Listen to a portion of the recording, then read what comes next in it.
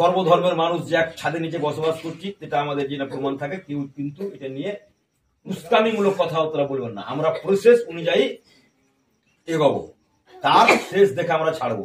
আর আপনি ভিডিওর সত্যতা যাচাই করে আমরাও পাল্টা হলে ওরকম আইনি ব্যবস্থা নিয়ে ওর উপরে কেস হবে, তাই তো? আর চাইছে হ্যান প্রকারে একটা দাঙ্গা লেগিয়ে দেওয়া, মানুষের লড়াই করে দেওয়া। তো একটা আমাদের শান্তির বার্তা বা আমরা ধৈর্যের সীমা অতিক্রম করলে তার মানুষ বাঁচতে পারবে না। মানুষের যখন দেওয়ালে পিঠ থেকে যাবে তখন কিন্তু আর কতটা ঠিক করবে। ওনারা কিন্তু চাইছেন কি দাঙ্গা মাঙ্গা লেগিয়ে আমরা ক্ষমতায় আসতে চাই। এবার ধরুন, যাই হোক, আপনি ধৈর্যের পরিচয় দিয়েছেন, আর কেউ হলে তো আরো কিছু হয়ে যেত, আর কি যা হবে হবে, মানে এই করে হবে। আমি মেয়েটার বায়োডাটা বের করেছি, এটা সত্য হতেও পারে আর না হতে পারে। যেটা হচ্ছে আপনি পাননি, ওখানে এফআইআরটা করেছে, আপনাকে জামিন করেছে, অবশ্যই ওর অ্যাড্রেস থাকবে। মেয়েটার নাম হচ্ছে আপনার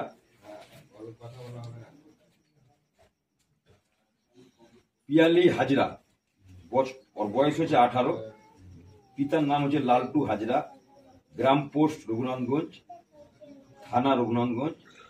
মোবাইল নম্বর করেছি, journey of Jangipur to Malda, train number হচ্ছে নবদ্বীপ ধাম।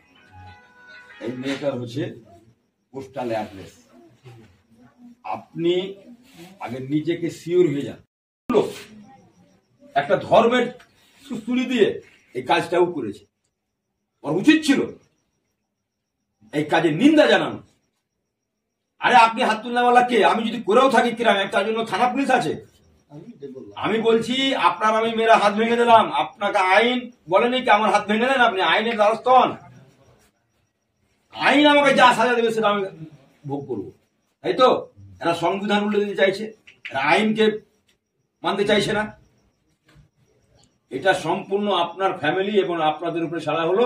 পূর্ণাঙ্গ ভাবে আপনাদের পাশে আমরা আছি, দলগত ভাবে বলেন আর মানবিক দিক দিয়ে বলেন, মনুষ্যত্বের দিক দিয়ে বলেন, আমরা আপনাদের পাশে আছি। এবার ওটার সততা যাচাই করে আমরা পাল্টা কেস করব। আমাদের শান্ত বাংলাকে আমরা অশান্ত করতে চাই না। এটা নিয়ে আমাদের আশেপাশে পড়োশি যারা আছে তাদের কোন রকমের টিটকারি বা আর কিছু, মানে ওর রাগ অন্যর উপরে আমরা করবো না, কারণ ওই জ্বালা আমরা এখানে সত্যি করবো না।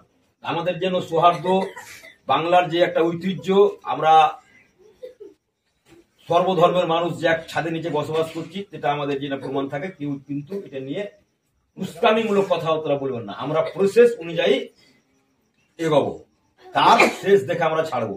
আর আপনি ভিডিওর সত্যতা যাচাই করে আমরাও পাল্টা হলে ওরকম আইনি ব্যবস্থা নিয়ে ওর উপরে কেস হবে।